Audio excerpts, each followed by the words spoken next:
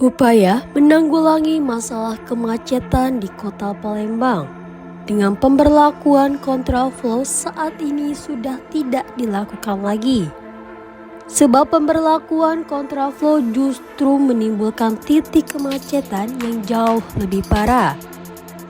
Sebagai gantinya, Satlantas Polrestabes Palembang akan menerapkan sistem buka tutup di titik macet kawasan tersebut.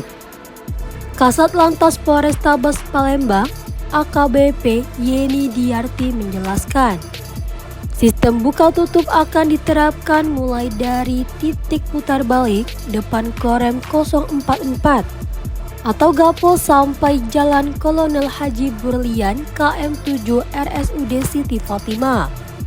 Selanjutnya, sistem buka tutup tersebut akan berlangsung saat jam antar anak sekolah, yakni mulai pukul 06.00 hingga 07.30 waktu Indonesia Barat atau selama 1,5 jam.